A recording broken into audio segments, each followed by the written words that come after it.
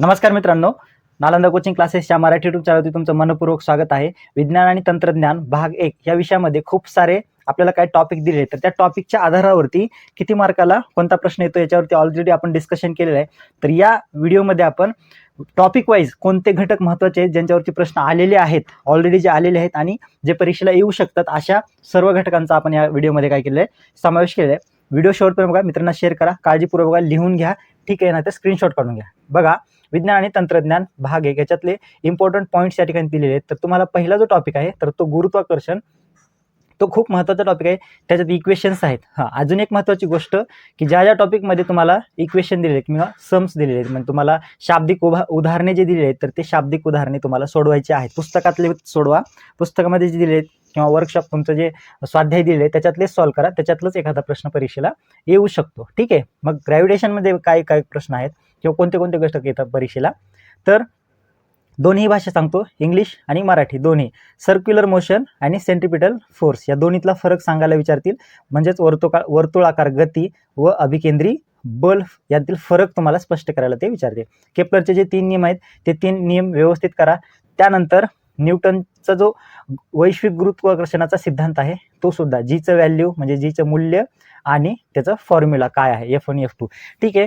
पुढचा घटक त्याच्यामध्ये येतो वजन व वस्तुमान, यातली फरक तुम्हाला सांगायला ते विचारलं जातील, त्याच्यामुळं तो सुद्धा नीट करा. काय वजन आणि वस्तुमान यातली फरक, mass and weight, difference between mass and weight किंवा distinguish between mass and weight.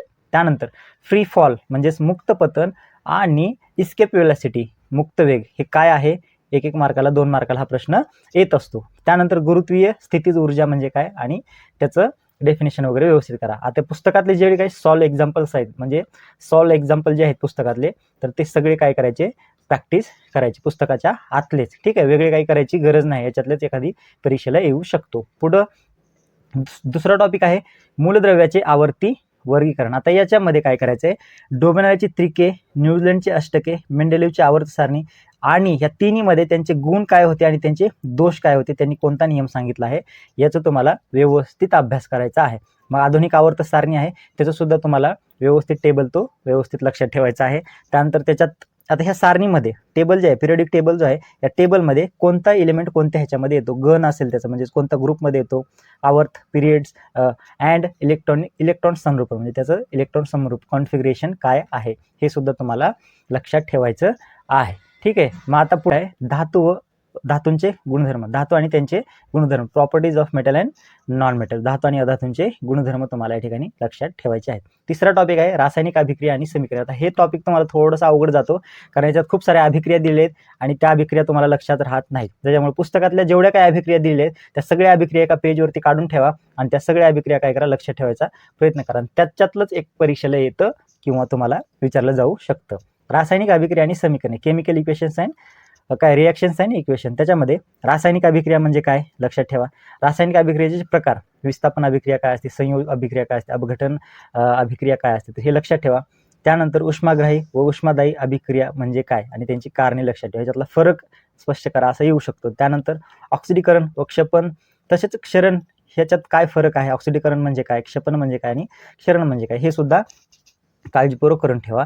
रासायनिक अभिक्रियेचा दर व त्यावर परिणाम करणारे घटक कोणते कोणते आहेत, रासायनिक अभिक्रियेचा दर काय असतो हे लक्षात ठेवा आणि अभिक्रिया व्यवस्थित करून ठेवणे. या सगळ्या ज्या अभिक्रिया आहेत तुम्हाला पुस्तकात दिलेले जेवढे काही रिॲक्शन्स आहेत ते सगळे रिॲक्शन्स तुम्ही काय करा, एका पेजवरती काढून ठेवा आणि त्याला रिवाईज करत राहा, परत रिवाईज करा, त्याचंच परीक्षेला तुम्हाला येऊ शकतं. कॉन्सेप्ट आणि उदाहरणे तुम्हाला सगळेच व्यवस्थित सांगतोय. तिसरा त्याच्यातला पुढचा टॉपिक आहे चौथा, की विद्युत धारेचे परिणाम. आता याच्यामध्ये खूप सारे प्रश्न विचारले जातात, एक लक्षात ठेवा. युनिट्स काय काय, कशाचं युनिट काय आहे ते युनिट पाठ करून ठेवा. त्यानंतर उजव्या हाताच्या अंगठ्याचा नियम लक्षात ठेवा, हे तर ऑलरेडी आलेला प्रश्न आहे परीक्षेला. त्यानंतर फ्लेमिंगोचा डाव्या हाताचा आणि उजव्या हाताचा नियम, ह्याचे दोन्ही रूल काय करा, तुम्ही लॉ लक्षात ठेवा, दोन्ही कोणता, फ्लेमिंगचा डाव्या आणि उजव्या हाताचा नियम. त्यानंतर येतं विद्युत जनित्र यांचा फरक स्पष्ट करा, काय आहे, electric motor and electric generator, distinguish between electric motor and electric generator, विद्युत चलित्र आणि विद्युत जनित्र यातील फरक स्पष्ट करा येऊ शकतो. त्यानंतर आहे फॅरेडेचा विद्युत प्रवर्तनाचा नियम, फॅरेडेचा जो लॉ आहे, फॅरेडेज लॉ म्हणतो आपण त्याला, ते सुद्धा करा, येण्याचा चान्स आहे. त्यात पुढं AC आणि DC, direct current and alternating current यातला फरक तुम्हाला स्पष्ट करण्यासाठी विचारला जाऊ शकतो. MCQ असो किंवा टिपाली हा असो किंवा फरक स्पष्ट करा यावरती प्रश्न येत असतात. पुढचा आहे हीट. हीटमध्ये काय करायचं तुम्हाला, तर लेटेंट हीट म्हणजे काय, म्हणजे अप्रकट उष्मा, त्यानंतर विशिष्ट अप्रकट उष्मा यातला फरक काय किंवा ह्याचे डेफिनेशन बघा. पुनर्हिमेन म्हणजेच रिजिलेशनचा अर्थ त्याचा डेफिनेशन करा. आता हे खूप महत्त्वाचं आहे. पाण्याचे असंगत आचरण हे येऊ शकतं परीक्षेला. ॲनॉमलस बिहेवियर ऑफ वॉटर, पाण्याचे असंगत आचरण. त्यानंतर दवबिंदू, तापमान आणि आर्द्रता यातला फरक, त्यांनी याचा अर्थ काय ते लक्षात ठेवा. विशिष्ट उष्माधारकता, स्पेसिफिक हीट कॅपॅसिटी म्हणजे काय आणि त्याचा काय परिणाम आहे हे सुद्धा लक्षात ठेवायचं. आता हे 2 टॉपिक खूप महत्त्वाचे. प्रकाशाचे अपवर्तन आणि भिंगे व उपयोग दोन्हीही एकदाच करायचे टॉपिक. ह्याच्यात सुद्धा गणित दिलेले आहेत, इक्वेशन. सगळ्या टॉपिकमध्ये बऱ्यापैकी इक्वेशन आहे, तर ते सगळे इक्वेशन तुम्हाला पुस्तकातले सॉल्व्ह करायचे, दुसरे कुठले सॉल्व्ह करायचे नाही. कुठले करायचे, पुस्तकामध्ये टेक्स्टबुकमध्ये जे काही दिले ते सगळेच करायचे, त्याच्याशिवाय दुसरं काहीच करायचं नाही. प्रकाशाचे अपवर्तन, रिफ्रॅक्शन ऑफ लाईट, त्याच्यात प्रकाशाचे अपवर्तन आणि अपवर्तनाचे नियम. अपवर्तन म्हणजे काय आणि त्याचे नियम काय काय आहेत. अपवर्तनांक, रिफ्लेक्सिव्ह इंडेक्स, तो जो दिलेला आहे पुस्तकात चार्ट, तो नीट लक्षात ठेवा. त्यानंतर प्रकाशाचे अपस्करण, डिस्पर्शन ऑफ लाईट, आणि आंशिक व पूर्ण आंतरिक परावर्तन हे सुद्धा लक्षात ठेवा. पुढचा आहे भिंगे व त्याचे उपयोग. आता ह्याच्यावरती खूप सारे प्रश्न तयार होतात. तर कशा आधारित प्रश्न येतात, तर अंतर्वक्त बहिर्वक्र भिंगाद्वारे मिळणाऱ्या प्रतिमा. तुम्हाला आता अजून एक आहे, तर तुम्हाला सगळे जे डायग्राम्स आहेत, सगळ्या डायग्रामवरती तुम्हाला एक्झाम्पल किंवा सगळ्या डायग्राम एकाच व्हिडिओमध्ये देण्यात येतील, जे की परीक्षेला येण्याचे चान्सेस आहेत. खूप सारे डायग्रामसुद्धा तुम्हाला परीक्षेला येतात, त्याच्यावरती प्रश्न लिहायला किंवा डायग्राम काढा आणि त्यांना नावे द्या, अशा प्रकारचे प्रश्न असतात. ते सुद्धा आपण डिस्कस करूया येणाऱ्या व्हिडिओमध्ये. अंतर्वक्र बहिर्वक्र भिंगाद्वारे मिळणाऱ्या प्रतिमा करा. तर सूत्रे आहे ना, सूत्रे, भिंगाचे सूत्र आणि समीकरणे. त्यानंतर विशालन म्हणजे काय, मॅग्निफिकेशन काय असतं, भिंगाची शक्ती आणि त्यांचा संयोग बघा. मानवी डोळा व कार्य हे खूप महत्त्वाचं आहे. मानवी डोळा कसा काढायचा, मानवी डोळाचे डायग्राम काढून त्याची नाव देण्यासाठी नाव सुद्धा लक्षात ठेवा. पुढं दृष्टीदोष उपाय, त्याच्यात दृष्टीदोष कोणते कोणते, लघुदृष्टी असेल, दूरदृष्टी असेल किंवा वृद्ध दृष्टी असतील, मग ह्यांच्यात काय काय फरक आहे आणि काय काय ह्याच्यावरती उपाय करता येतं ते लक्षात ठेवा. वस्तूचा आभासी आकार काय असतो, अंतर्वक्त बहिर्वक्र भिंगाचे उपयोग काय आहेत, त्याच्यातलं साधा, संयुक्त आणि दूरदर्शन, त्याला सूक्ष्मदर्शन आपण असं म्हणू शकतो. ह्यांचे उपयोग तुम्हाला थोडक्यात सांगता आले पाहिजेत. ठीक आहे. मग पुढचा आहे 8वा टॉपिक धातू विज्ञान, ह्यालाच म्हणतो आपण मेटलॉजी. तर याच्यात धातू व धातूंचे गुणधर्म लक्षात ठेवा. धातूंच्या अभिक्रिया कोणत्या कोणत्या आहेत, ऑक्सिजन, पाणी, आम्ल आणि न्यूट्रिक ॲसिड. आयनिक संयुगे यांचे गुणधर्म, धातू विज्ञानाचे मूलतत्वे काय काय आहेत, चुंबकीय विलगीकरण लक्षात ठेवा. त्यात अपक्षालन, लिचिंग म्हणजे काय, जस्त विलेपन, गॅल्वनायझेशन, कथलीकरण, टिनिंग किंवा टायनिंग, धनाग्रीकरण, ॲनोडेशन आणि विद्युत विलेपन जे आहे इलेक्ट्रोप्लेटिंग आणि संमिश्रीकरण, अलॉईंग. हे सगळं तुम्हाला काय करायचं, 1-1, 2-2 मार्काला MCQ वगैरे येत असतं किंवा ऑड इव्हन अशा टाईपच्या ह्याच्यावरती प्रश्न येत असतात. ठीक आहे. 9वा आहे कार्बनी संयुगे. आता कार्बनी संयुगेमध्ये काय, तर कार्बनी संयुगामधील बंध, एकेरी बंध, दुहेरी बंध, तिहेरी बंध हे लक्षात ठेवा काय असतं. कार्बनी संयुग रेणू वस्तुमान लक्षात ठेवा. हायड्रोकार्बन्स, आता संतृप्त आणि असंतृप्त हायड्रोकार्बन्स हे फरक स्पष्ट करायला येतं. संतृप्त आणि असंतृप्त हायड्रोकार्बन यामधील फरक स्पष्ट करा. पुढे आहे हायड्रोकार्बनचे विविध प्रकार, सरळ असतील, शाखीय असतील किंवा वलयांकित असतील. कार्बनी संयुगाच्या नामकरण पद्धती, सामान्य असेल किंवा IUPAC, याच्या नामकरण पद्धती काय काय आहेत, कशा कशा पद्धतीने ते केलं जातं हे लक्षात ठेवा.